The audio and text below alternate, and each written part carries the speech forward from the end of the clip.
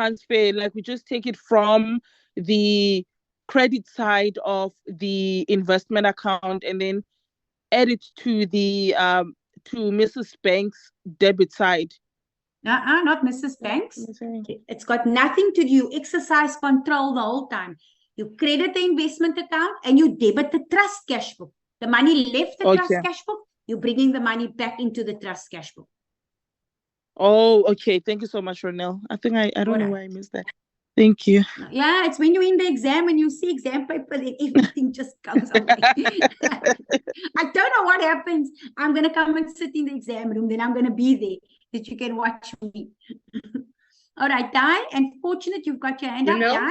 Yeah, Ronelle, I think we must just be careful of maybe a trick question, because that last one that was just mentioned to me would be a trick question. The money hasn't come in. It doesn't tell us that the money's come in. It tells us that she's instructed us, but until that money actually comes in, we can't go and debit our cash book. Yeah, I don't remember the question. I can draw the question paper, but yeah, the money must first come into the trust cash book. All right, fortunate.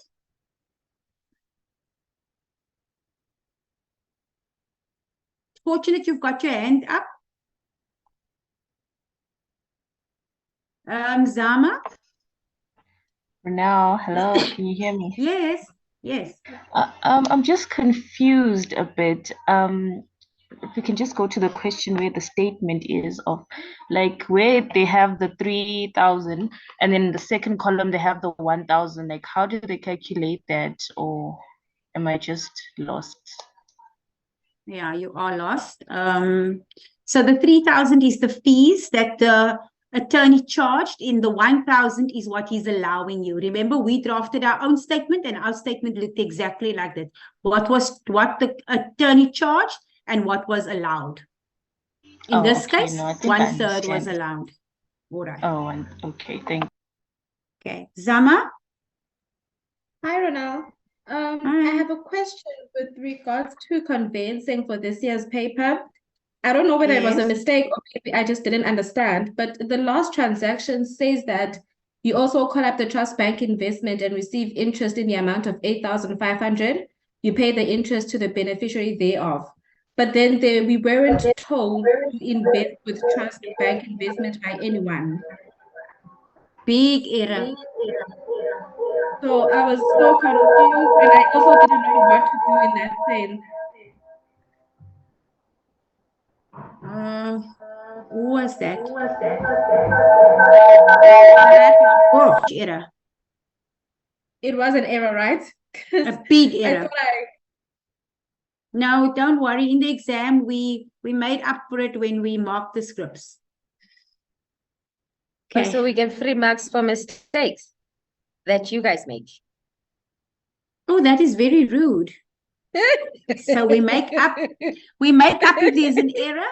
We make up for it. But yeah, it's human. We appreciate it. It's human, so they make errors. And although the paper is tested, errors do creep in. And that is why we don't want to give memos, because even in memos, there's errors. Okay. But we all have an examiners meeting where we work through the question paper, we pick up the errors, and then we have a contingency plan in place. But the candidate is never penalized.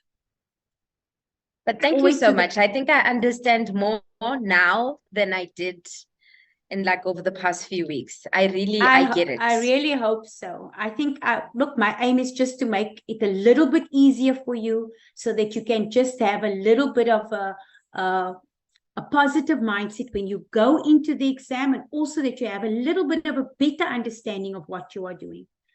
All right, Patience, you have a question? Oh, yes, I just want to confirm. We use the trust journal whenever we are transferring the interest from the investment to the LPFF and the client, right? Perfect. Yes. Okay. All right. Lerato? Lerato, you've got a lot of noise, but let me hear you. You have a question? Yes, Ronelle. Just wanted to check with the suspense. I don't know if you're recording me or the lesson, but it's too much noise. Please put your question in the chat. It's killing my ears. I'm sorry, I'm muting you because it's just too much noise. All right. Ronelle, So just from my side, again, just before you end off, again, just speaking on behalf of the whole class, to say thank you so much for your time and your effort and your professional way of teaching. It's so in the exam, firstly, take a reliable calculator. Please, a reliable calculator. Get yourself a good calculator at ShopRite or Checkers. The second thing that you must do is plan what you're going to do. So you need to practice. You cannot go into the exam without practicing. This is not like the other exams where you study and you do summaries. You need to practice actual questions. Take your lead manual or any other question and you keep on practicing. Keep your rules next to you. You're allowed to copy while you're practicing. Space your work. When you go into the exam, you need to know, okay, we do a lot of work in our journals. I'm going to keep 2 pages open, my details column, debit and credit column. I'm going to have enough space in my, Guy said in one of the lessons, she said, I'm busy in my trust cash book, but now my space is up and I'm going to have to squeeze it in. And we learned that open a big trust cash book, 1 page for a trust cash book, especially in a conveyancing matter. Plan what you're going to do. We took 9 minutes to do a bank reconciliation. Di told us the other day, she told us today, it took her 4 minutes, if I'm not mistaken. It can be done in a short period of time. That is going to come in the exam. Do it first, 10 minutes, get it out of the way. Theory question, 10 minutes, get it out of the way. You spend the rest of your time on your correspondent transactions and on your conveyancing transactions. And then your correspondent transactions, you know, if I receive the statement, let me take out these rules. If I send the statement, these rules must be taken out. So read. You need to read the questions. And then I think that you can do it. So the other part is just to believe in yourself, to go in the exam, not with a fear, but to take the discussions that we've had here. We've learned so much. Caroline says we must feel the money. Matthew says we must do a money value transfer. So keep those rules with you and take your confidence in with you because you can do it. I know you can. So stay blessed. Thank you very much for your participation. I always appreciate it if you chat with me and we have conversations. Keep well and good luck with the exams. I think this is the last lessons. I'm not sure, but on the CBE online dates or schedule, this one is the last one. So good luck and keep well. And I